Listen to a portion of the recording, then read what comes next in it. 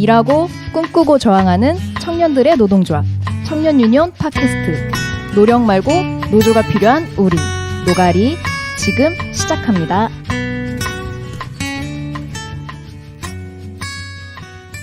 노력 말고 노조가 필요한 우리 노가리 129회 시작합니다.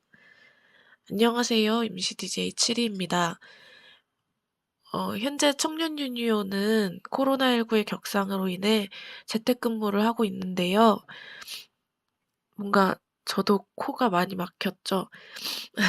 그래서 팟캐스트를 어떻게 업로드해야 할까 고민을 하다가 지난달 10주년 기념 전시회 때 토크 콘서트 해주신 부분이 너무 감동적이고 또 더 많은 사람들이 들었으면 좋겠다는 생각이 들어서 전진희님의 청년유니온 이슈 파이팅, TVN 사건을 중심으로와 조성주님의 청년유니온 운동이 한국 민주주의에서 가지는 의미와 과제 이렇게 두 편을 편집해서 팟캐스트로 업로드하려고 합니다.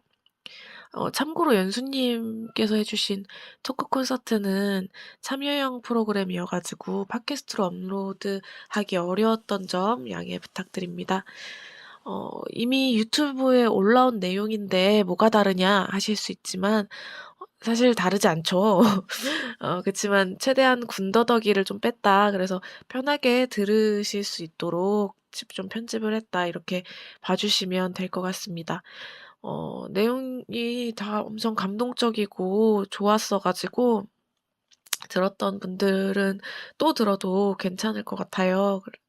그래서 많은 청취 부탁드리겠습니다. 그러면 광고 듣고 올게요. 청년유니온이 만드는 팟캐스트 노력 말고 노조가 필요한 우리 노가리는 유니콘 사운드와 함께합니다. 유니콘 사운드는 행사 전문 음향 회사입니다. 공연, 체육대회, 집회까지 무대 음향이 필요하신 분은 페이스북에서 샵 유니콘 사운드를 검색해주세요. 또는 전화번호 010-5688-5415 010-5688-5415 전화나 문자 주세요. 유니콘 사운드 사랑합니다. 청년들이 일하고 있는 일터 현장에서 일어나는 부당 대우를 파헤치는 코너 유니온센터와 팟캐스트 노가리가 함께하는 코너 이번 주 상담 111입니다. 이번 주 상담 111은 유니온센터로 들어온 노동상담 중 실제로 청년 노동자의 일터에서 일어나는 부당 대우와 궁금한 상담을 각색해서 청취자 여러분들에게 안내해드리는 코너입니다. 이것도 노동법 위반인가? 나도 비슷한 일을 겪는데 어떻게 대응할 수 있지? 등 일터에서 일어나는 일 문제들에 대해서 궁금한 청취자 여러분들에게 강력하게 추천드리는 코너입니다. 제가 이번에 또 코로나가 심각해지기 시작하면서 재택근무를 시작했습니다. 그러면서 이제 재택근무 시작하면서 또 간만에 오랜만에 여러분들에게 혼자서 이번 주 상담 111을 보내드리고 있는데요. 저번 주인가? 이 팟캐스트가 나갈 때쯤엔 저번 주쯤이 될 것 같은데 사무실을 같이 쓰고 있는 동료 단체에서 일하고 계신 분이 이제 확진자와 접촉했다는 연락을 이제 받았었어요. 그래가지고 저희도 순간 엄청 불안해져가지고 다 같이 사무실 근처에 있는 무료 선별 진료소가 있어서 이제 그날 검사를 받으러 갔었는데 검사를 받고 하루 정도 지나서 이제 검사 결과가 나오더라고요. 다행히도 이제 접촉하신 분도 그렇고 저희도 전부 이제 보건소 갔더니 이제 음성이 나와서 다행히도 감염이 되진 않았었는데 이렇게 주변에서 이제 코로나 확진자 접촉하고 약간 이런 얘기가 들리니까 정말 코로나가 우리 일상 속에 깊숙이 들어오기 시작했구나라는 생각이 많이 들더라고요. 그러니까 여러분들도 코로나가 유행하기 시작하면서 꼭 마스크 잘 쓰고 다니시고 손 잘 씻으시고 건강 조심하시고 날도 많이 추워졌으니까 따뜻하게 입고 다니시길 바라겠습니다. 그래서 이번 주 상담 내용을 좀 들려드리면요. 이번 주 상담 내용은 실업급여입니다. 먼저 사연부터 들려드리도록 하겠습니다. 안녕하세요. 저는 동네 빵집에서 1년 1개월 동안 주 5일 출근하고 하루에 5시간씩 일했습니다. 제가 여기서 알바를 시작할 때 사장님은 주휴수당을 안 준다고 얘기하고 4대보험 가입에 대해서 얘기 없었고 근로계약서를 작성했지만은 주휴수당을 안 주기 위해서인지 실제 일하는 시간보다 훨씬 적은 주 3일 출근하고 하루에 4시간 30분씩 일하고 1년 동안 일한다는 것으로 근로계약서를 작성했습니다. 그렇게 일하던 중 사장님이 저를 직원으로 올린다고 했던 것이 생각나서 혹시 4대 보험 이야기인가 싶어 이제 시간 좀 날 때 4대 보험 가입 이력을 확인해 보았더니 제가 4대 보험에 가입이 되어 있더라고요. 근데 저는 110만 원 조금 넘는 월급을 받고 있었는데 4대 보험 가입 이력을 보면은 월 수입이 55만 원으로 등록되어 있었고 보험료는 사장님이 내고 계신 것 같았습니다. 그 후로 별 생각 없이 지내다가 퇴사할 날이 얼마 남지 않아서 실업급여 받을 수 있나 해서 찾아보면서 생긴 궁금증이 있어서 이렇게 상담드립니다. 제가 궁금한 것은요. 나중에 실업급여를 받게 되었을 때 실급여가 110만 원인데 55만 원으로 등록한 것이 법적으로 문제가 될까요? 그리고 실업급여를 받게 되었을 때 저는 고용보험료를 내지 않았던 것이 법적으로 문제가 되는 것이 있을까요? 입니다. 이분 같은 경우에는 실업급여를 이렇게 받으시려고 이렇게 상담을 주셨는데 사실 봤을 때는 그냥 주휴수당 임금체불에서 주휴수당 문제가 좀 있는 것 같은데 실업급여보다는 주휴수당 받는 게 훨씬 더 많을 것 같거든요. 이분 같은 경우는. 그래도 이분께서는 실업급여 물어봐 주셔가지고 일단 실업급여를 중심으로 답변을 들었었고요. 이분에게 드렸던 답변은 다음과 같습니다. 첫 번째로 나중에 실업급여 받게 되었을 때 실급여가 110만 원인데 55만 원으로 등록한 것에 대해서 법적으로 문제가 되는 부분에 있어서는 실제 수령 금액과 신고액이 다른 경우에 이에 대한 다른 경우에 대한 그 별도의 법적 제재를 가하진 않습니다. 그렇기 때문에 딱히 법적으로 문제가 될 수 있는 부분은 없다라고 말씀드릴 수 있지만은 다만 법적 문제가 아니라 다른 부분에서 문제가 발생할 수 있는데요. 문제가 될 수 있는 부분은 바로 이제 수입을 적게 신고했기 때문에 실업급여 수급액, 내가 나중에 받을 실업급여액이 내가 원래 받아야 할 110만 원 받았을 때 받을 실업급여액보다 적을 수가 있다. 라고 이제 좀 말씀을 드리고요. 그리고 고용보험료 납부를 근로자분께서는 안 했다고 말씀해 주셨는데, 근데 고용보험료, 이 4대 보험료 같은 경우에는 이제 사업주 분께서 전부 납부를 하셨기 때문에 근로자 납부 의무는 없습니다. 그렇기 때문에 이 또한 법적 문제가 없어 보이니 사실 큰 걱정 안 해도 된다라는 말씀을 드렸었고, 그리고 이분 같은 경우에는 꼭 주휴수당 신고하실 수 있다면 신고하셔라 라고 이렇게 답변 드렸었습니다. 오늘 이렇게 간단하게 실업급여에 대한 상담 답변과 관련 정보를 이야기 드렸습니다. 그리고 언제나 궁금하신 노동법이 있으시다면 팟빵과 유튜브 댓글로 남겨주시면 확인 후 답변 드리겠습니다. 그리고 언제나 노동상담은 02735-0262번으로 연락주세요. 여기까지가 이번 주 상담 111기였습니다. 감사합니다. 안녕하세요. 청년유니온 조합원 전진희입니다. 오랜만이에요. 네, 저희가 모셨는데 어떤 활동 하셨는지 간단하게 얘기해 주실 수 있을까요? 유니온에서 노동상담팀장 2016년에 했었고, 그리고 2017년에는 기획팀장 했었어요. 그래서 노동상담팀장 할 때는 7위와 제재를 만났고 그때 노동상담 자체에 대한 영역이 실제로는 1, 2기 거치고 이러면서 더 많이 알려지고, 그래서 상담이 실제로 많이 들어왔고, 그러면 어떻게 체감하는 교육을 진행할 수 있을까, 그리고 노동법이라고 하는 어떤 당사자들의 권리를 어떻게 확대시켜갈까, 이런 고민들을 많이 하게 됐고, 그래서 노동법 게임도 만들고 조합원들이랑, 그리고 같이 그 이직을 진짜 많이 하잖아요, 유니온 조합원들. 그래서 한 달에 한 번씩 전화 돌리면 맨날 직장이 바뀌어 있잖아요.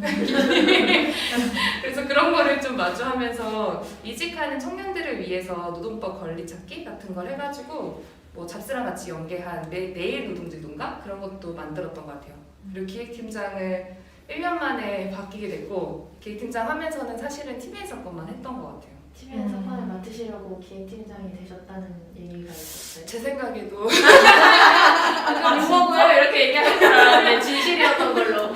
뭔가 거창하게 토론하고 싶었는데, 근데 TVN 사건이 실제로는 사실 조합원들에게 알려지기 전에도 상근자들도, 그러니까 사실은 이한배 PD가 돌아가신 이후에도 되게 오랜 시간 동안 민수 혼자 알고 있었거든요. 그래서 김민수 위원장 혼자 알고 있다가 이걸 확대해가는 과정이 있었고, 그래서 그때 기획팀장을 하게 됐죠. 사건 조사도 다시 해야 된 상황이 돼서. 진짜로 TVN 사건 맡으시기 위해서 기획팀장이 되셨군요. 그랬던 것 같아요. 본격적으로 오늘 그 얘기를 들어볼 건데, 본격적으로 이야기 듣기 전에 규진님은 오늘 또 처음 뵈시는 거 맞나요? 아니요. 신입조합원 때 봤어요. 제가 더 역사가 짧아가지고 짧게 아니고 이게 짧아가지고. 그러면 우리 다 서로 아는 사람이에요. 그럼 들어볼까요? 제가 온라인 체크를 하면서 듣기 위해서 저는 약간 빠져볼게요. 오늘 TVN 사건 그 대응 관련해서 청년 이슈 파이팅 전략에 대해서 이야기를 나눠주시겠습니다.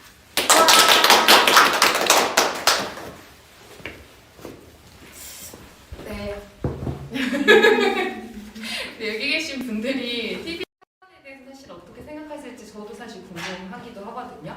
그래서 오늘 오면서 이한비 PD 어머니한테 전화를 해서 이런 대화를 나누려고 한다 이렇게 말씀을 드리니까 딱 문자를 받으셨더라고요. 그래서 지금 유니온의 후원회원이시기도 하셔가지고 문자를 받고 안 그래도 보려고 했다 생중계를 이렇게 말씀하시던데 어머니 보고 계시면 지금 6분이나 들어와 계세요. 그렇구나 어머니 보고 계시길.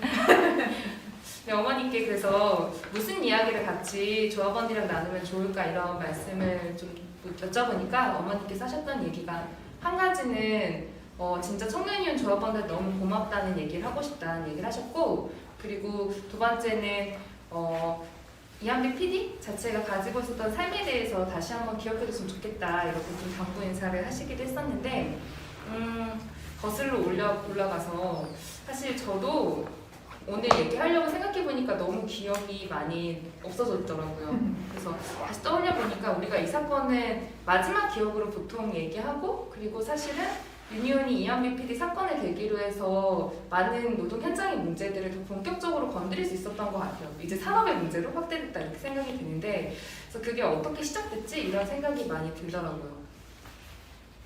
근데 저는 그 6개월, 사건이 알려지기 전 6개월에 대해서 먼저 얘기하고 싶은데, 이한비 PD가 돌아가신 게 2016년 10월 26일이시거든요. 사망하셨던 게. 그리고 사건이 세상에 알려진 거고, 우리가 처음으로 기자회견을 했던 게 4월 18일이에요. 2017년. 그래서 그 지난 6개월간의 사실은 과정은 많은 사람들이 모르기도 하고, 사실 4월 16일 이후를 세상에 알려졌기 때문에 그 이후 모습을 더 많이 기억하는 것들이 있어서 오늘은 조합원들한테 그 6개월의 과정에 대해서 얘기하고 싶다는 생각이 많이 들었어요. 거슬러 올라가서 하나는 사실은 이한비 PD가 돌아가시고 나서 되게 갑작스러운 죽음이었거든요. 아무도 예측하지 못했던 죽음이었고, 사실은 저는 세상에 아무것도 없었어요. 잘 알고 있는 친구들도, 이한비 PD랑 친한 친구들도, 그리고 가족들도 그가 얼마만큼 고뇌하고 힘들었는지에 대해서 알 길이 없었던 게 사실 현실이었거든요. 왜 그랬냐면 집에 들어오지 않았거든요. 방송과 일이 엄청 빡세잖아요. 집에 들어올 수 없었어요. 그리고 계속 야근을 밥 먹듯이 하니까 대화를 할 수 없었고, 그러니까 굉장히 갑작스러운 상황이 됐던 거고, 친구들도 사실은 만난 적이 없는 거였어요. 그래서 처음에는 유서를 남기긴 하셨는데 그 유서에 자세하게 설명되어 있진 않았거든요. 그래서 그가 왜 그런 선택을 했는지를 조사하는 데 꽤 오랜 시간이 걸렸고 굉장히 어려웠던 것 같아요. 왜냐면은 그 같이 일했던 동료들이 그 사건을 얘기하고 싶지 않을 거잖아요. 그리고 회사에서도 그거를 빨리 무마시키고 싶은 게 기본 입장이었기 때문에 사건 조사를 할 때부터 난항이 있었고, 사건 조사를 할 수 있는 주체도 없었던 게 현실이었거든요.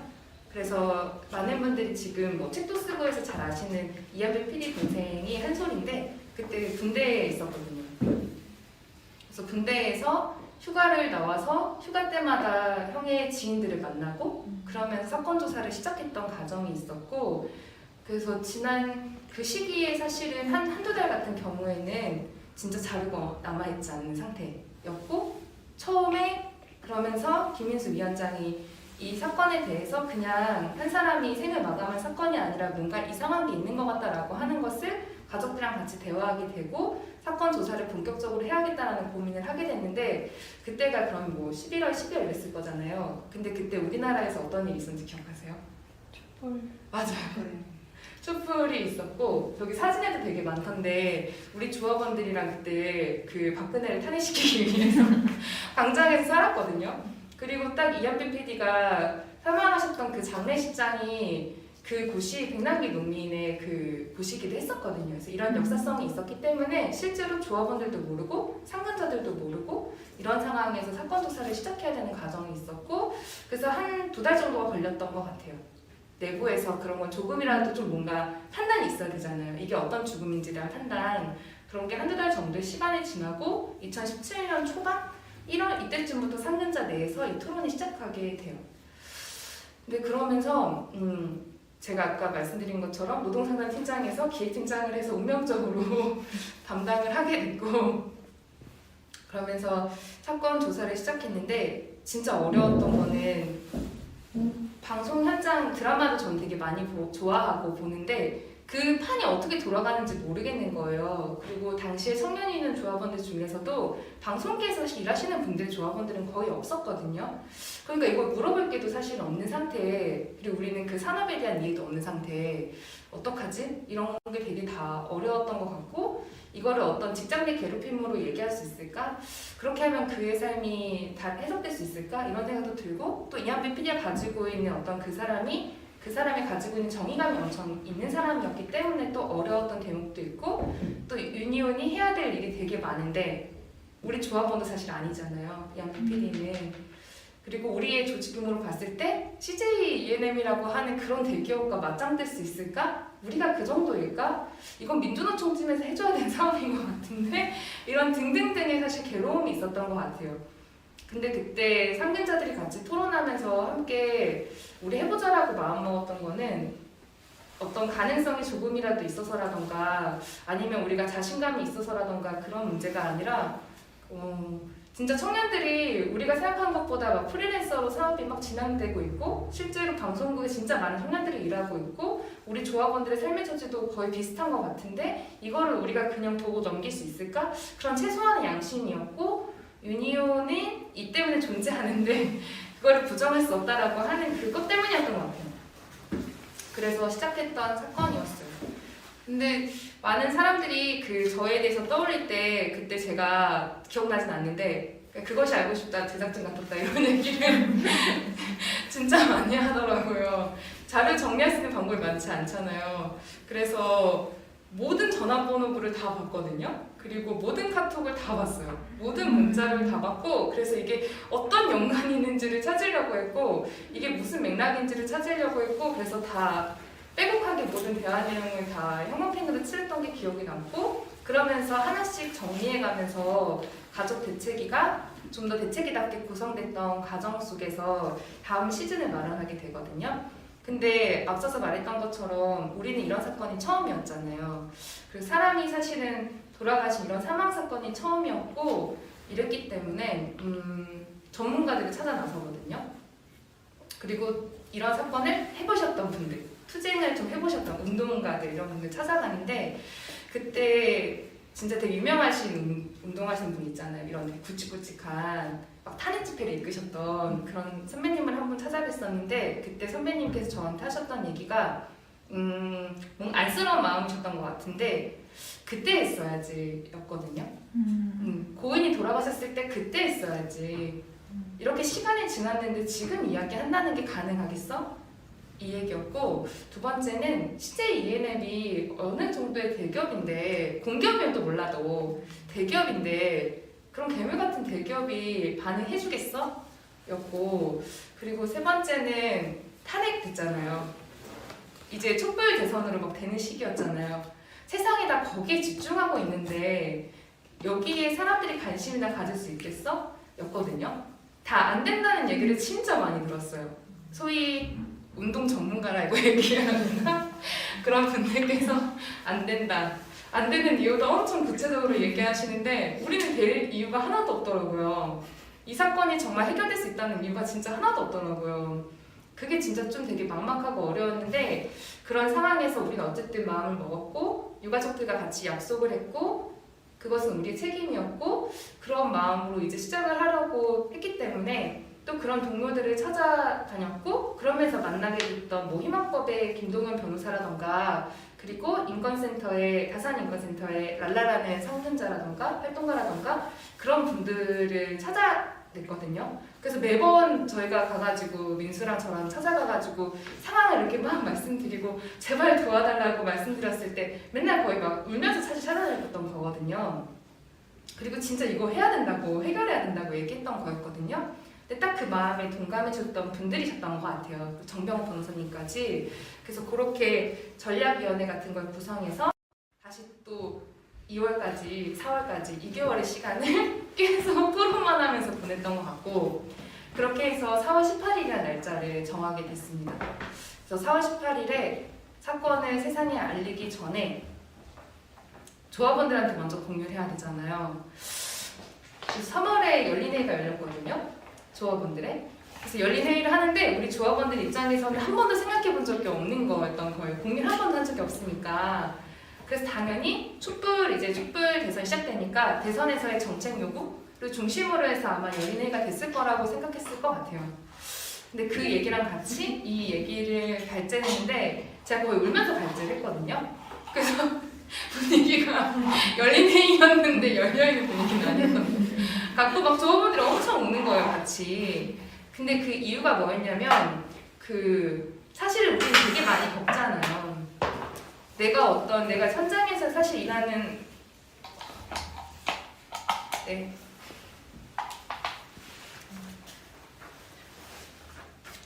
이거 진짜 제가 TV에 사건만 얘기하면 그래가지고 좀 웃긴데 어쨌든 우리 조합원들이 사실 그렇잖아요. 한 명 있잖아요, 자기 현장에서. 그 일하는 현장에서 자기 혼자 일을 하는데 말도 안 되는 상황이 되게 많이 생기잖아요. 참을 수도 없고 바로 일을 그만둘 수 있는 정도의 어떤 돈도 갖고 있지 않고 그러면 참고 억울한 상황에서도 일하는 거 말고는 답이 없는 조합원이 정말 많거든요. 근데 내 옆에 있는 동료가 그런 일을 겪었을 때 내가 사실은 같이 싸워줄 수 있는 용기를 내는 것도 어렵다는 거 너무 잘 알거든요. 그랬던 조합원들이라서 그 사건에 대해서 발제를 했을 때 엄청 공감하면서 울었던 것 같아요.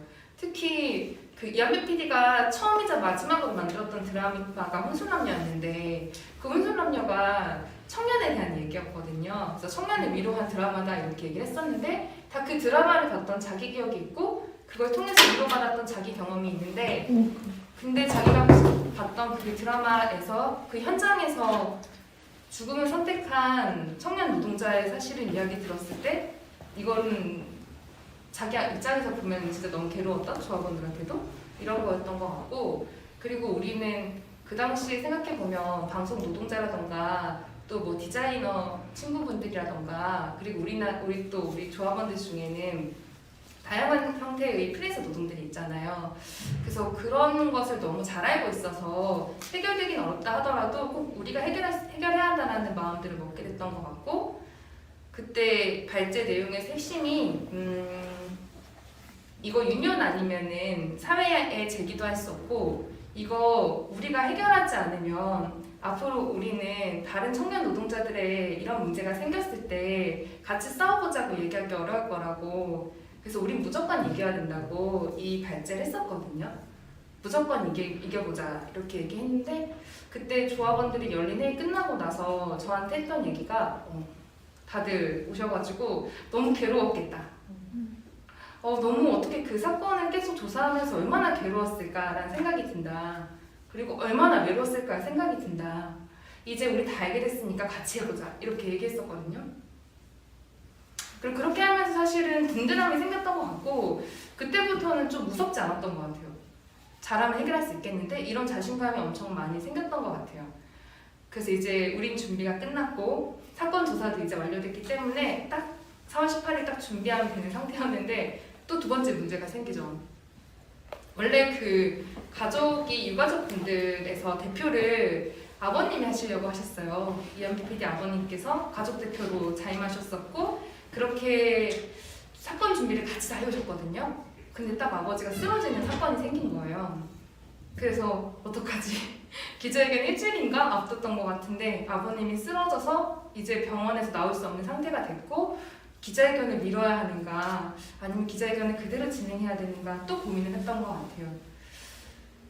근데 그때 어머니께서 교사시거든요.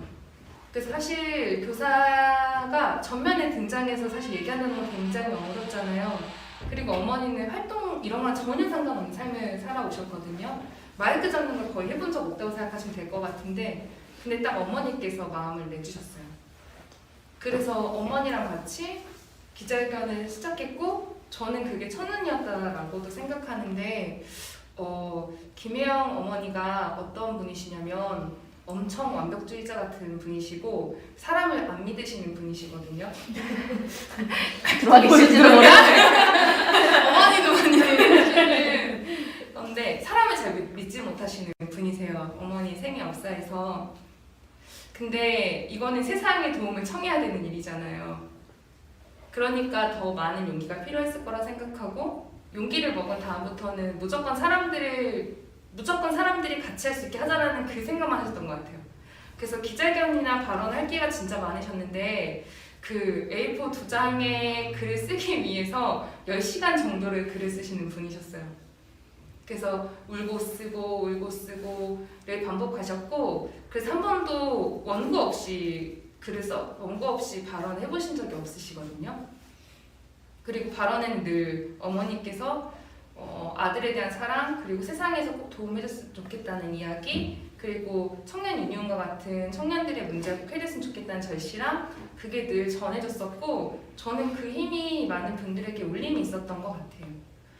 그래서 그런 과정에서 4월 18일이 지나게 되고, 우리가 생각했던 것보다 되게 많은 사람들이 반응해줬었거든요. 4월 18일 날 페이스북이 열렸고, 그 당시에는 TVN에서 사람이 죽었던가? TVN 청년이 죽었던가? 뭐 이랬던 것 같은데, 그 페이스북이 열리고, 그리고 기자회견이 진행됐고, 그런 과정에서 많은 사람들이 갑자기 이걸 다 알게 됐음에도 불구하고 바로 네이버 실시간 키워드로 다 올라가게 되고, 페이지가 폭주하게 되고, 이런 일들이 생기게 됐어요. 그러면서 많은 사람들이 이 문제에 대해서 관심을 갖고 서명운동을 쭉 동참을 했던 일들이 있었고, 저희도 진짜 당황스러웠거든요. 이렇게 많은 사람들이 빨리 반응해줄지 사실 몰랐던 것 같아요. 근데 정말 그렇게 해주셨고, 그 전파를 했던 것 또한 사실 저는 유니온 조합원 덕분이었다라고 생각하는데, 그랬어요. 그래서 그렇게 하면서 두 번째 했던 일은 어머니를 사람들과 만나게 해줘야겠다는 거였거든요. 어머니가 자신의 가장 든든한 힘이 우리 청년들이라고 하는 것을 같이 알 수 있었으면 좋겠고, 우리도 어머니 얘기를 듣고 싶었어요. 그래서 굉장히 비공개로 한 80명인가 모이는 이런 토크 콘서트 같은 걸 했었거든요. 그래서 어머니 이야기를 하는 자리였는데, 근데 우리 조합원들 뿐만 아니라 그냥 그거 자리가 열린다는 걸 보고선 신청하신 청년들이 엄청 많았었고, 그 청년들이 바로 방송 현장에서 일하는 청년들이라던가, 방송 현장에서 자기가 일하고 싶은 청년들이라던가, 그리고 이한비 PD를 알고 있는 사람들이었고, 부모님을 알고 있는 사람들이었어요. 그래서 아버님의 오랜 제자, 아버님 선생님이셨거든요. 아버님의 오랜 제자가 오기도 하고, 그리고 이한비 PD의 이 사건을 통해서 이한비 PD를 알고 있었던 사람들이 오기도 하고, 이랬던 그 과정이 있었고, 그때 사실은 더 많은 동료들을 만나게 됐던 것 같아요. 그래서 그 힘으로 추모제도 진행하게 되고 했던 것 같고요. 그래서 이런 과정에서 사실 이 사건이 힘을 받게 되는 게 있었고, 더 빨리 해결되는 게 있었는데요. 저는 사실 TVN 사건이 해결될 수 있었던 것을 결정적이었던 것은 두 가지라 생각하는데, 세 가지가 있겠구나. 하나는 아까 말했던 어머니, 진짜 그런 어머니, 이 문제를 해결하고자 하는 마음을 가지고서는 동료들을, 우리 사실 믿어주시는 부모님들이 있었기 때문에 같이 했던 거고, 두 번째는 유니온 조합원이었다고 생각하는데, 우리 조합원들이 진짜 사람들이 생각했던 것보다 처음부터 끝까지 모든 과정을 사실은 조합원들이 같이 준비했거든요. 그리고 조합원들이 당사자의 경험을 가지고 준비했기 때문에 사회에 대한 울림이 달랐던 것 같아요. 뭐 예를 들면은 페이지 만들었을 때 이미지를 만들었던 거. 그래서 요즘에 사람들이 뭐 카메라 뒤에도 사람이 있다 이런 얘기를 하지만, 그 당시에 그런 말은 없었는데, 그런 말을 창조했던 거 사실 우리 조합원들이었고, 영화 현장에서 일해봤던 조합원의 목소리였고, 그리고 그 이미지가 있었거든요. 신입사원에 이렇게 그 신입사원 이미지를 이렇게 만든 게 있었는데, 그거를 만든 게 웹디자이너였던 조합원이었고, 다시 이런 조합원들이 자기 경험이 있어가지고 세상에 자기 얘기를 사실은 결합해서 알렸던 게 전 제일 효과적이었던 것 같고, 그리고 두 번째는 유니온의 행동 방식이라고 하는 게 있는데, 유니온은요 가지고 있는 자원이 진짜 없는 조직이잖아요. 유니온이 뭐 기자회견 한다고 알아서 오는 담당 기자가 있는 곳은 아니잖아요. 있나요? 뭐 있는 것들이 돈이 있어가지고 우리가 네이버에 광고를 배너 광고를 넣을 수 있는 조직도 아니잖아요.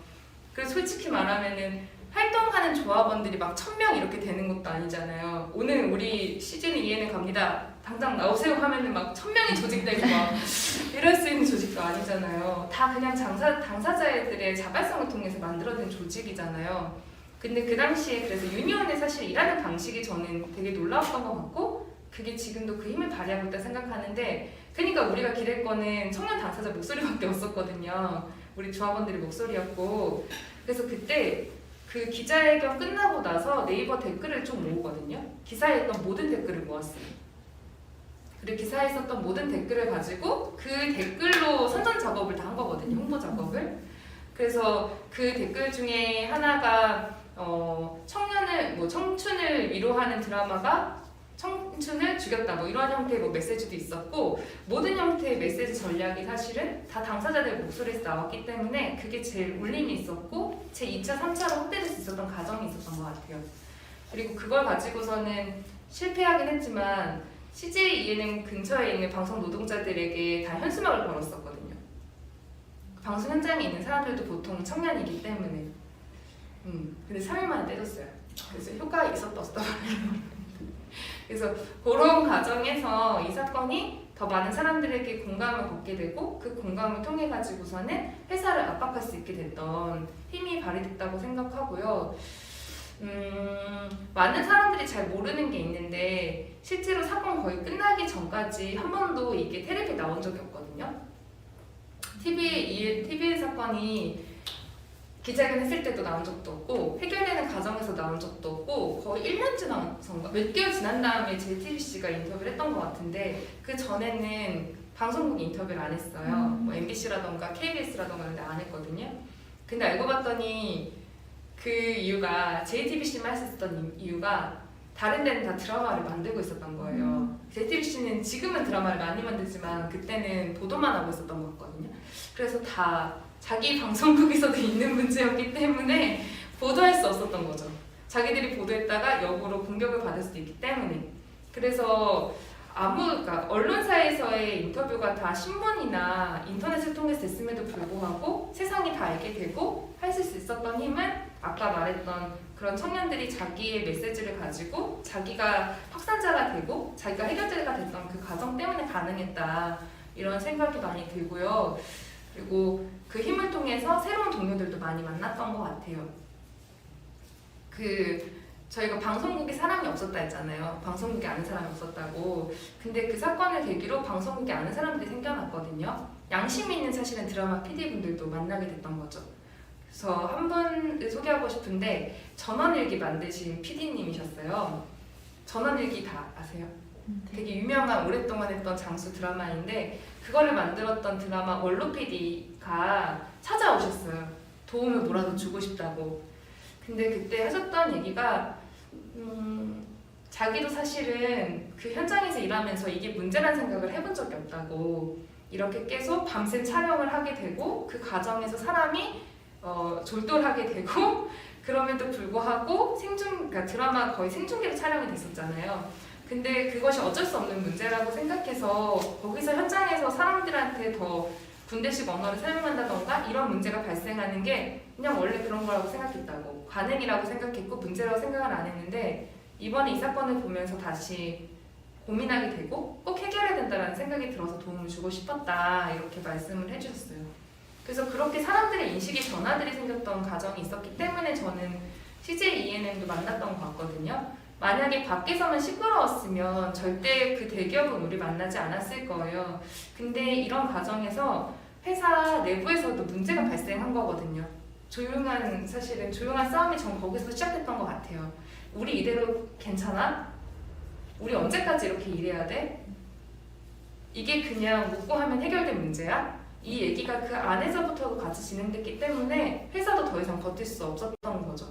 그러면서 ENM과의 만남이 성사가 되고 사실 협상이 진행됐던 과정들이 있었던 거고요. 그리고 회사는 우리가 생각했던 것보다 더 그런 반응이 빨랐기 때문에 더 적극적인 조치를 하고 싶었고 한 번 만나니까 어쨌든 자신들이 업계 1위잖아요. 방송 산업에서도 보면. 그러니까 이것을 해결한다라고 했을 때도 업계 1위로 해결하고 싶다는 마음이 있지 않았을까 이런 생각이 좀 드는데 그래서 적극적 조치를 할 수 있었던 힘이 되었다. 이런 고민들을 하게 됩니다. 이 정도가 그냥 제 서사? 정신없는 저의 서사인 것 같고, 저는 해나가는 과정 속에서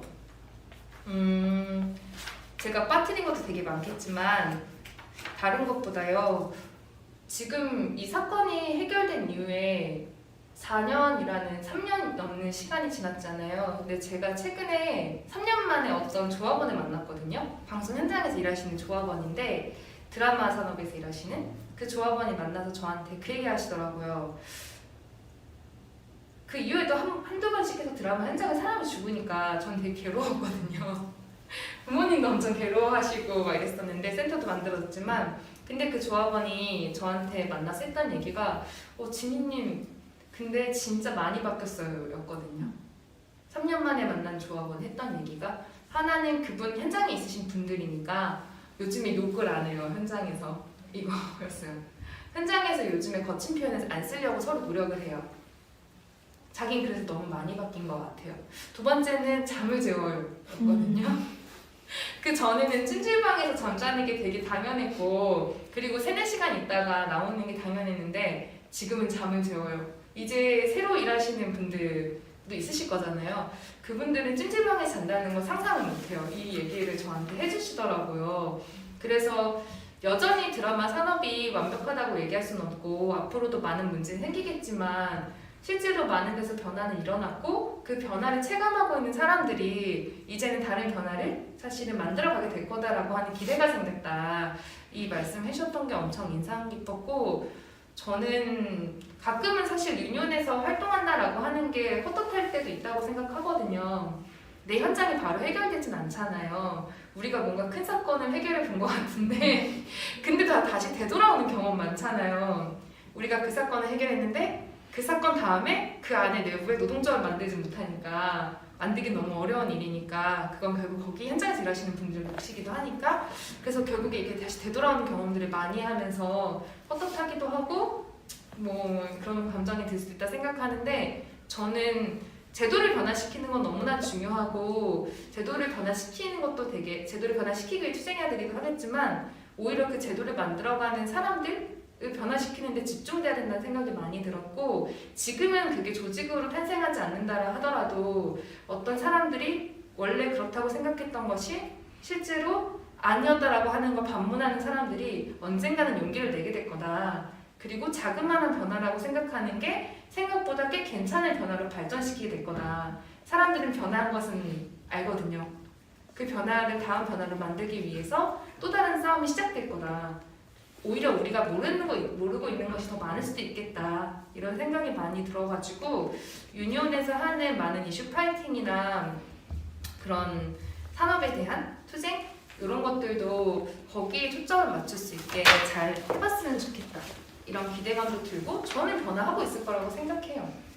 그래서 그런 데서 유니온이라고 하는 10년이 너무 감사하게 생각하고, 또 다른 조합원들을 만난다는 건 굉장한 설렘이기도 하다. 이런 생각이 들어서 초대해 주셔서 감사하다는 인사를 드리고 싶었습니다.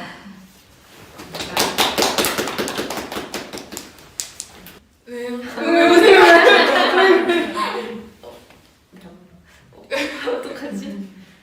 괜찮아요. 역시 유니온에는 울보들이 많나 봐요. 그래서 진짜 아는 편인데. 아 진짜요? 저도 유니온 오기 전에 좀 아셨던 것 같아요. 이제 저희가 진행하는 동안 많게는 17분까지도 들어오시고 지금도 되게 많은 분이 봐주시고 계세요. 그래서 감사하다는 말씀을 먼저 드릴게요. 저희가 오프라인으로 했을 때는 여기 공간이 넓지도 않으니까 한 10분 정도만 오셔도 많이 오셨겠다 생각했는데, 오늘 또 좋은 주제로 이야기 나눠주시고, 저희가 코로나 때문에 어쩔 수 없긴 했지만 온라인도 열게 되면서 더 많은 분들이 이 이야기를 같이 들을 수 있어서 되게 좋았던 것 같아요. 네. 제가 이렇게 눈물이 난 거는 초반부터 저는 계속 이러고 있었는데 찾아다녔을 때 다른 분들을 찾아다녔을 때 나 구체적으로 왜 안 되는지 이 얘기를 했다고 하셨잖아요. 그래서 저도 올 한 해 계속 그 얘기를 들었던 게 생각이 나는 거예요. 진행자 바꿔. 저 너무 당황스러워요. 그래가지고 답답해. 그래가지고 그때 그런 때들이 생각이 나면서 그래도 우리가 해야 한다고 판단하고 또 조합원들이랑 같이 이야기를 해가지고 아니 그럼 우리가 해야 된다, 우리만 할 수 있다라고 선택한 거는 될 때까지 하면 또 되는 거니까 그렇게 앞으로도 계속 해야겠다 이런 생각을 하게 되는 것 같아요. 저 처음엔 되게 의무감에 이 전시회와 하기 시작했는데 하면 할수록 진심이 돼가지고 너무 당황스럽네요. 제가 너무 얘기를 많이 했죠? 네.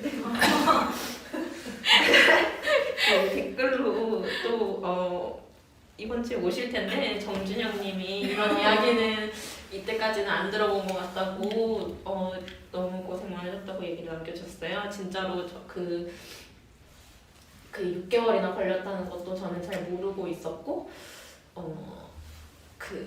많은 분들이 이제 이후에 수면 위로 드러나게 된 이후를 많이 아실 텐데 이렇게 그 전의 이야기를 나누게 되어서 되게 좋았던 것 같아요. 또 앉아 계신 분들은 나눠주실 이야기 어떠셨다던가 저처럼 울지도 마시고 더 묻고 싶은 게 있다면 하면은 이야기 나눠주실 수 있을까요? 저는 그 고영님 하시는 말씀 들으면서 사실 제가 유니온의 역사가 좀 원래 유니온의 역사가 좀 그랬던 것 같거든요. 유니온은 한 번도 잘 될 것 같은데 라는 얘기를 못 들은 조직인 것 같아요. 탄생 때부터 노동조합을 왜 해야 되나 얘기를 했으니까 너네 꼭 노동조합 해야 돼? 니네 하고자 하는 거 노동조합 아니어도 될 것 같은데 꼭 왜 너네 따로 해야 돼? 다른 조직에 큰 조직에 들어가도 될 것 같은데 청년들이 노동조합 만드는 게 세대별 노동조합이 가능해? 그럼 유럽 사례나 그런 거지 외국 사례나 그런 거지 부터 해가지고 최저임금 할 때도 뭐 주휴수당 할 때도 안 될 이유가 너무 많은 사실은 다 그런 안 될 이유가 너무 많다고 다 말씀하셨었고 근데 유니온은 사실 그래서 거기서 시작된 건 맞는 것 같아요. 안 되는 거. 안 돼왔던 그런 거. 걸 해야 되나 봐요. 안 될 것 같다는 판단이 드는 걸 해야 되는 건가 봐요. 그래서 그게 기성에서 해왔던 것들이잖아요. 그래서 우리가 새로운 걸 해야겠다는 마음을 갖게 됐던 거잖아요. 주휴수당 같은 게 이제까지 노동법에 있었지만 실제로 아무도 제기하지 않았으니까 우리가 제기하겠다고 생각했던 거잖아요. 안 될 이유가 아니라 해야만 하는 딱 그 하나의 이유 때문에 했던 것 같거든요. 그리고 딱 그 한 가지의 이유가 다 그냥 우리 삶의 이야기였던 것 같아요. 우리 경험, 청년들이 당했던 경험, 우리가 느꼈던 그 감정 거기에 집중했기 때문에 됐던 것 같고 그래서 유니온은 꼭 현장에 가다 있는 조직이어야만 한다 이런 생각이 더 많이 드는 것 같아요. 고생이 많으시네요. 그래서 답답이 성과를 내야 되는데 성과가 안 나가지고 그래서 여러분 배지 받아가세요.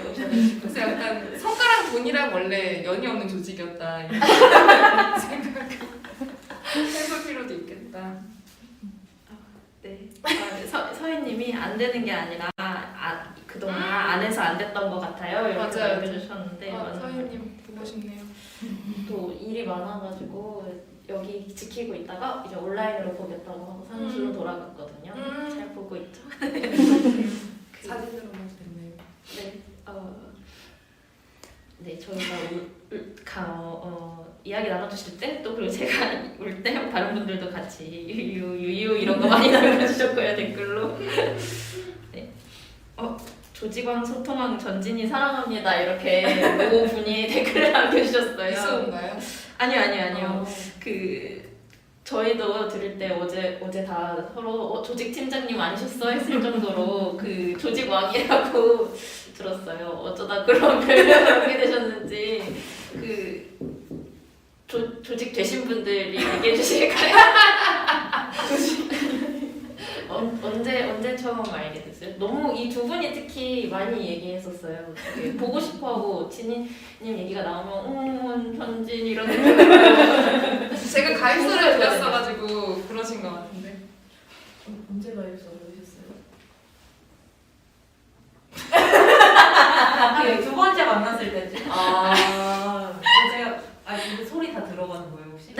네네네. 잘 말해야겠네.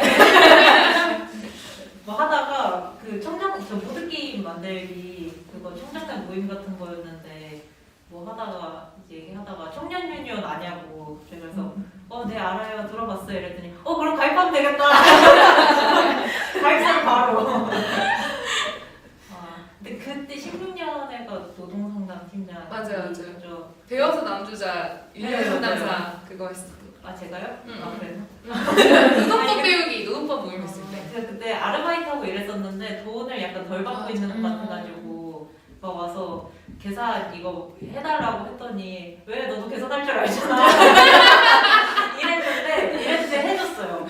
말을 그렇게 해. 약간 조직화의 비결이군요. 네, 그래가지고 그래서 그 돈 받았거든. 이게 뭔가 내가 계산해봤을 때 부족한 것 같은데 해도 확신이 잘 없는 거예요. 맞게 계산했나? 아니라 그러면 어떡하지? 이런 게 있었는데 그때 그 지니님이 이게 하고 이거 아닌 거 맞으니까 돈 더 달라고 해. 그리고 안 주면 다시 얘기해. 딱 이랬거든요. 그게 너무 든든했어요.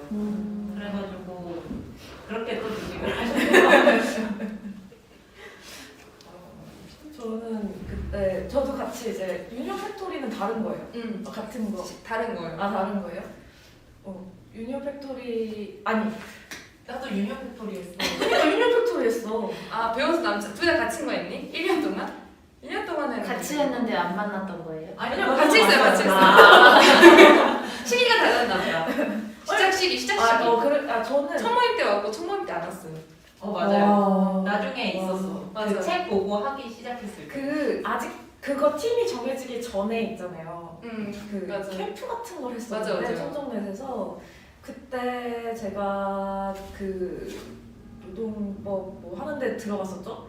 그래서 그때 그 엄청 밤늦게까지 술을 마셨는데 그때 전진이 있었고 그러면서 저한테 무슨 일 하냐고 물어봐서 저 노동조합에서 일한다 라고 했더니 그럼 청년유니온 아니야? 라고 물어서 모른다고 했더니 말해주시더라고 청년유니온이 뭔지. 그리고 그거 너무 좋다 이랬더니 그럼 가입해라. 좋다 이러고 가입을 했어. 그때 가입한 것 같아요. 맞아요. 그날 6명 가입했어요. 진짜? 당일에 그래서 아침에 다 새벽에 같이 술 마시고 나서 같이 유니온 이 앞에서 사진을 찍어야 된다. 그래서 6명을 다 앉혀놓고서는 쓰고 바로 거기서 사진을 찍었어요. 저도요? 그때 늦게 가입했던 것 같아. 근데 그날 6명. 그 중에 7위가 있었죠. 사람 나오면 어부신가? 사람 낳는 어부. 한 번에 6명이는 엄청난 비결을 알게 됐어요. 청년 유니온을 아시나요? 그래서 알면 가입하세요. 그리고 모르면 설명하고 가입하세요. 근데 저는 그 차이가 있긴 할 것 같아요. 조직왕이라고 했을 때 다른 것보다 그냥 저는 바로 근데 저는 유니온에 되게 전 자부심이 엄청 크거든요. 지금도. 그래서 여기 이렇게 좋은 곳인데 이건 정말 모든 청년들에게 다 필요한 곳인데 그리고 우리가 아는 대다수의 청년들은 노동조합이 없는데 노동조합은 꼭 있어야 되는 곳인데 그래야 노동법도 배우지. 억울했을 때 같이 이야기라도 할 수 있지. 들어준 사람이 있어야 되잖아요. 억울한데 하수연이라도 할 수 있는 곳이 있어야 되니까 있어야 되지. 그리고 문제도 해결할 수 있지. 이거 무조건 있어야 돼 청년들은. 그런 생각이 들어서 청년이다. 유니온을 아세요? 다 거의 모르잖아요. 보통 모르시는 분들이 또 되게 많거든요. 그럼 최저임금 아세요? 주휴수당 아세요? 그거 처음 얘기한대요. 이렇게 하고 또 유니온도 재밌는 사례가 많기 때문에 그래서 그 얘기하면 다 너무 좋은 것 같아요. 가입하시면 돼요. 이렇게 했던 것 같아요. 저희가 또 10년을 맞이해서 그 조합 가입서를 다시 만들고 있어요. 그래서 만들게 되면 서로 한 6명이라고 했으니까 6장을 풀고 다니면서 가입을 열심히 시켜보도록 하겠습니다. 유니온 가입하라고 했을 때 가입 안 한 사람 못 본 것 같은데. 이게 약간 확신에 차서 얘기를 해야 되는 것 같아요. 가입하실래요? 이런 것보다 가입하셔야겠다 하면 약간 그런가? 그런 게 좀 있는 것 같아요. 그리고 괜히 왕이라고 하는 게 아니었어 라는 댓글을 남겨주셨고 조직팀 지금 서울청년 유니온 조직팀도 활동하고 있는데 조직팀의 부분이 조직팀으로 배워간다고 또 댓글 남겨주셨습니다. 김지연님이 사례집이 어디 있을까요? 다시 봐야겠어요 라고 하셨는데 사례집이라고 하면 제가 정확히 모르겠어요. 있어서 더 남겨주시면 좋겠지만 이런 거 아닐까요? TVN 사례를 좀 더 자세하게 알고 싶으면 그때 어떻게 운동했는지를 좀 더 알고 싶으면 어떤 기록을 찾아보면 되는지 이런 말씀을 주시면 세 가지가 있을 것 같은데 TVN에서 사례집이라고 했을 때 관련해서 하나는 6개월 전의 기록, 6개월 그 아까 얘기했던 우리의 서사 있잖아요. 그거는 이제 10주년 출판물로 나오게 되는 게 처음 나오는 것 같고, 그리고 두 번째는 유니온의 사건 일지는 홈페이지에 추모제 자료집으로 있고요. 그리고 세 번째는 이 산업, TVN 사건을 계기로 해서 방송산업, 드라마 산업의 문제가 뭐고 어떻게 해결해야 되는가라고 하는 것은 토론의 책자. 뒤에 있어요. 저희 참 꼼꼼히 준비했네요. 이것도 7위가 잘 찾아와 주셨는데 네, 그래서 이렇게 세 가지로 해가지고 같이 있어요. 네, 맨 처음에 얘기해 주셨던 책 같은 경우에는 저희가 10주년 기념하는 다양한 사업을 하는데 그 중에 하나예요. 10주년 기념해서 10년 동안 우리가 어떤 활동을 어떻게 해왔는지를 좀 그걸 담당했던 활동가들이 이제 비하인드 스토리와 함께 담아서 책을 내려고 하고 있는데요. 그 책은 청년유니온 10주년 후원을 해주시면 보내드리니까 신청을 많이 해주시면 좋겠습니다. 질문이 또 들어왔는데요. 청년유니온의 자부심을 가지고 계신 전진희님, 청년유니온 자랑을 하라고 했을 때 가장 먼저 들려주고 싶은 이야기 혹은 활동 사례는 무엇일까요? 좀 그 약간 전략적인 것보다도 진희님이 생각하기에 이거 얘기하고 싶다, 가장 들려주고 싶다 하는 게 어떤 걸까요? 가장 들려주고 싶다. 노동상담? 이긴 한 것 같은데. 이런 정책기획 사업이 아니라 노동상담하는 거. 그 동네 모임 같은 조합원들 모임. 전 조합원 모임인 것 같아요. 그렇게 생각해 보면. 조합원들 역시 조직원. 청년 유니온 조합원들이 모이면 어떤 하나는 하수연 기능, 네, 맞아요. 그 안에서의 어떤 건강해지게 힐링하는 기능이 있고요. 그리고 두 번째는 우리가 회사 욕을 하거나 나의 힘듦에 대해서 얘기를 하거나 하소연을 하면 그게 다 해결해야 될 문제로 되더라고요. 그래서 어떤 문제를 해결해야 되는지 우리가 주목해야 되는 게 뭔지가 보이게 되는 것 같아요.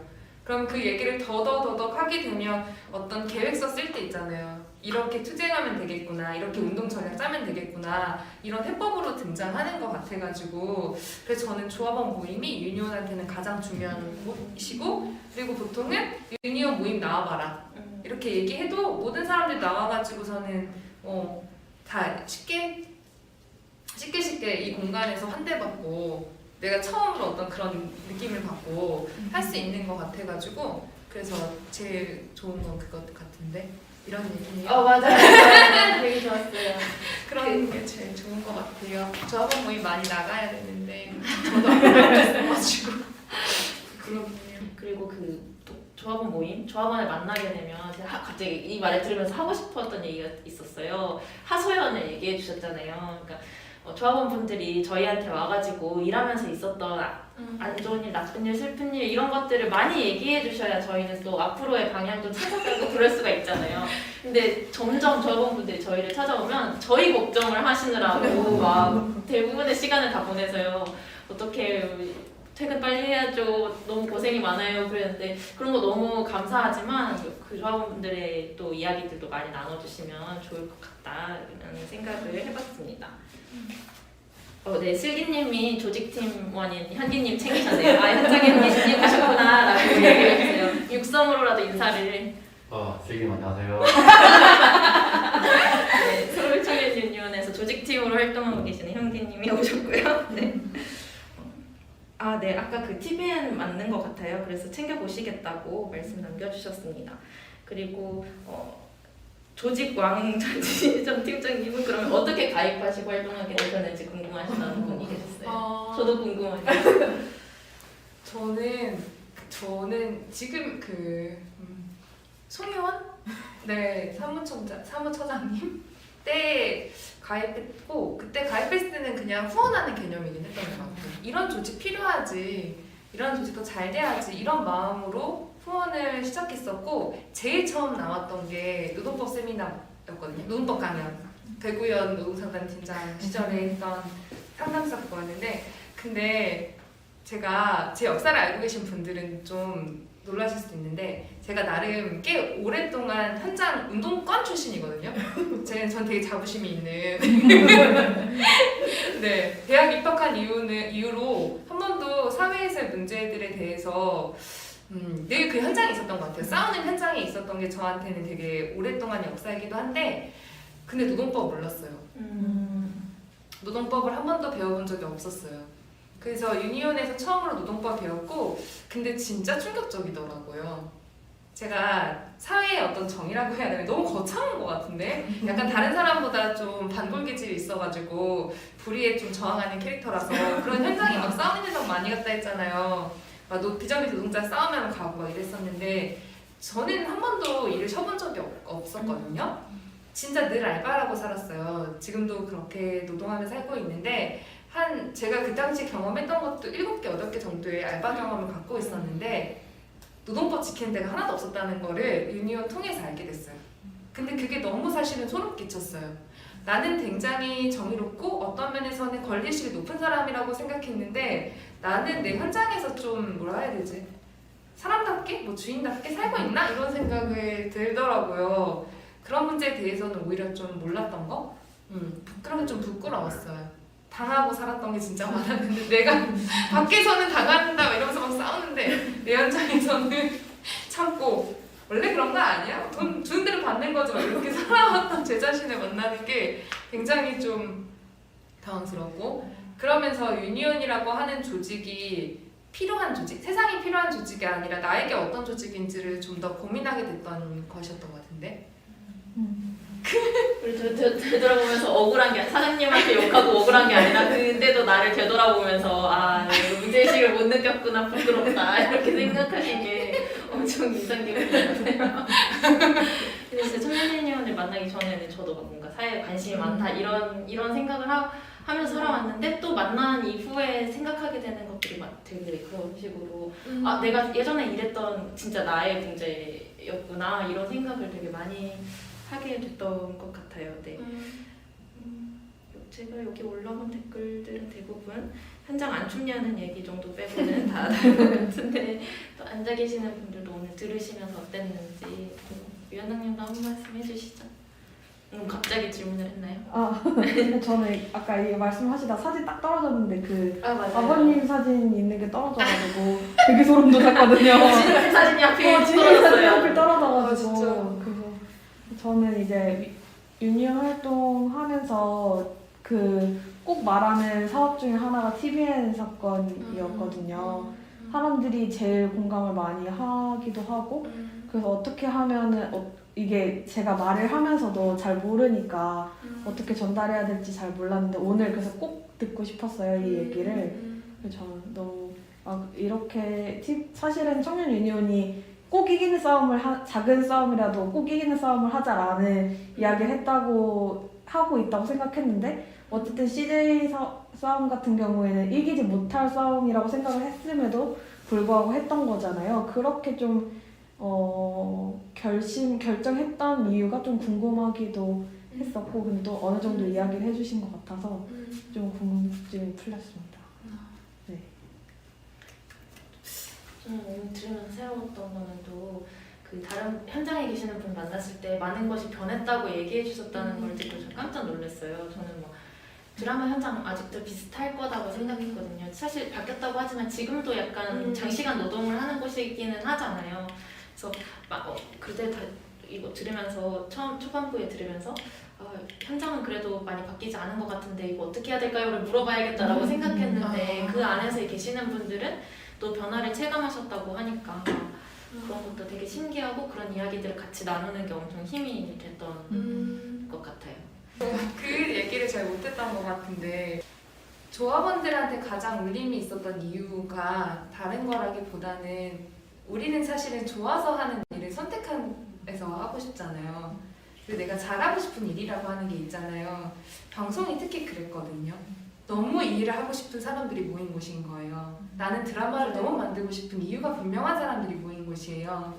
드라마를 통해 가지고 위로를 받고 이런 드라마, 좋은 드라마를 만들고 싶은 사람들이 모인 곳이라서 그 좋아함을 가지고 착취할 수 있었던 거죠.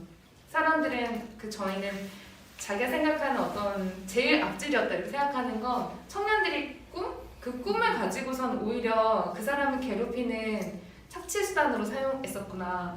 목숨을 사실 억압고 목숨을 약간 생명을 갈아넣어서 만든 드라마였구나. 이런 대목이었는데 그게 우리 유니온 조합원들이 더 절박하게 싸웠던 이유였던 것 같아요. 나는 일을 너무 미친 듯이 하고 싶은데 이 일을 할 수 없게 만드는 거잖아요. 어떤 근무 환경이라던가 어떤 조직 문화라고 하는 게 나가라고 다 얘기를 하는데 자기는 일을 너무 하고 싶은 거죠. 난 일을 너무 사랑하거든.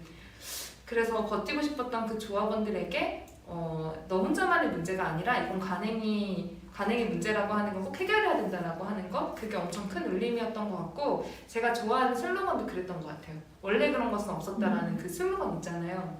그게 진짜 엄청 큰 위안이 됐던 것 같거든요. 그 관련해서는 열정은 어떻게 노동이 되는가? 라는 책에 이런 말씀해주신 얘기가 나와요. 그 열정, 그러니까 되게 소수의, 우리도 패션아씨 토론회하면서 이 얘기 같이 해봤었는데 굉장히 소수의 반짝거리는 스타들이 있고 그렇게 또 이제 문화산업이 발달하고 이러면서 여기서 일을 하고 싶은 사람들, 여기서 열정을 느끼는 사람들은 굉장히 많아졌는데 그 중에 성공할 수 있는 사람은 굉장히 소수고 나머지는 이 열정을 또 네가 원해서 선택했잖아. 그리고 너 아니어도 할 사람 많아. 이 두 가지 논리를 맞아요. 가지고 착취를 계속 불러가는 이 산업이 굉장히 문제적인데 이거를 선생님이 또 되게 많잖아요. 방송, 문화, 패션 엄청 꽤 많잖아요. 많이 다 그런 것 같아요. 맞아. 디자인 근데 창조하는 모든 문화, 창조사가 다 그런 것 같아요. 저는 진짜 엄청난 후려침을 당했어요. 그 신입 때. 요즘에는 저 이제 거의 10년 차니까 부르는 데도 많고 근데 점점 좀 인간이 좀 메말라져 가고 있거든요. 딴데 가면 되지. 근데 어릴 때 진짜 막 너 여기서도 못 버티면 딴 데도 못 버틴다 이런 거 그러니까요. 진짜 습관처럼 많이 들었고 진짜 네. 1년에 한 개씩은 짚어봐야 이 각각 산업 현장들을 문화 쪽으로 짚어봐야 되지 않나 뭐 이런 생각을 문화는 다 문제인 것 같아요. 솔직히 거의 다. 그러니까 저희가 시간이 많이 흘렀는데 이 질문을 여쭤보면서 마무리를 하면 좋을 것 같아요. 진희님 사진 전시회 오늘 일찍 오셔가지고 다 둘러보셨잖아요. 그런데 이제 가장 마음에 들었던 사진을 하나 소개 부탁드려도 되는지 질문이 있었어요. 제일 마음에 드는 사진? 많겠지만 꼭 하나만 골라달라고 질문. 제가 아니라 질문에. 좀 어렵네요. 다 마음에 들긴 하는데 사실 제가 저랑 전혀 상관없는 사진이긴 한데 네, 이때가 2014년 블랙 기업 운동했을 때 사진이죠. 요거 고르게 되신 이유가 있으실까요? 유니온 하면 사실 전 이 모습이 제일 생각 많이 나긴 진짜요? 하거든요. 네. 저는 아까 조합원 모임이라고. 아니 자랑하고 싶은 나한테 제일 근데 유니온 하면 딱 상징 사진 이렇게 대표 사진 하면 생각나는 거. 이 사건 때문에 그런 게 아니라 네. 이 사진이 제일 생각이 많이 나는데 다른 이유가 아니라 가면을 쓰고 있어서 그리고 똑같은 옷을 입고 있어서 유니온 하면 이 사진이 생각나요. 이때 없었어요. 전혀 없었고 유니온 활동을 안 하시. 아니요 조합원이긴 했는데 네네. 이 사진을 보고서는 대박이다 이렇게 했었고 근데 그 이유가 이 이미지 때문에 그런 거였는데 하나는 이 사진에 다른 것들은 가면을 쓰고 있잖아요. 그리고 옷을 똑같이 정장을 입고 있는데 블랙 기업 사진이거든요. 네. 근데 블랙 기업이라고 하는 문제를 사회에 폭로하고 그리고 해결해 간다 했을 때 이전에 전통적 의미에서는 어떤 뭐라고 해야 되지? 양심 선언이라고 해야 되나? 어떤 좀 송곳 같은 사람의 내부 고발을 통해 가지고서는 블랙 기업 문제가 많이 드러나게 됐던 것 같은데 유니온에서 이 사건을 시작했을 때의 이미지가 저는 유니온이 송곳과 같은 사람으로 청년들에게 요구했던 것이 아니라 우리가 그런 사람들이 되겠다라는 좀 이미지로 저는 생각했던 거거든요. 괜찮다. 편하게 고발하셔도 괜찮다. 우리가 맞서 같이 싸우겠다. 이게 저는 되게 든든했어요. 누군가에게 너 송곳 대라라고 얘기하는 게 아니라서 너의 용기로 세상을 바꿀 수 있다라고 어떤 손가락질 하는 게 아니라서 그런 부채질을 하는 게 아니라 손을 내밀고 같이 하겠다라는 그 마음이 느껴지는 것 같아서 전 이 사진 제일 인상 깊었고 유니언스럽다 생각했던 것 같은데 그런 게 좀 나중에 모든 건 다 그 전 역사들이 있으니까 하는 거니까 TVN 사건도 이런 것들이 다 쌓여서 그냥 할 수 있었던 것 같아요. 왜 민망하시죠? 민망하죠. 멋있는 얘기였는데 네, 누구나 여기 앉아있는 취업 준비하는 사람이 될 수 있는 거잖아요. 그래서 그 사람들을 위해 함께하겠다는 메시지여서 좋아하는 사진이라는 얘기를 남겨주셨습니다. 네, 사무실에 있는 누군가가 굉장히 중요한 댓글을 올려주셨어요. 청년유니언 10주년 기념 사업에 많은 관심 부탁드립니다. 요즘 제가 밀고 있는 거예요. 만관부 10주년 사업 후원 계좌는 저희 더보기란에도 남겨두었는데요. 국민은행 4981-01-290747이래요. 네, 못 적으셨을 거니까 댓글이나 더보기에서 확인해 주시면 되고 거기서 후원을 해주시면 네, 저희가 지금 아까도 말씀드렸던 TVN 사를 포함해서 다양한 10년 동안의 활동이 담긴 백서를 같이 보내드리고 있습니다. 그래서 네, 후원해주시면 감사할 것 같고 네, 또 다음에 또 반갑게 만나기로 하고 네, 라이브는 여기까지 하고 마치고 오신 분들도 또 전시 관람하고 이렇게 하면 될 것 같습니다. 네, 오늘 이야기 나눠주셔서 감사합니다.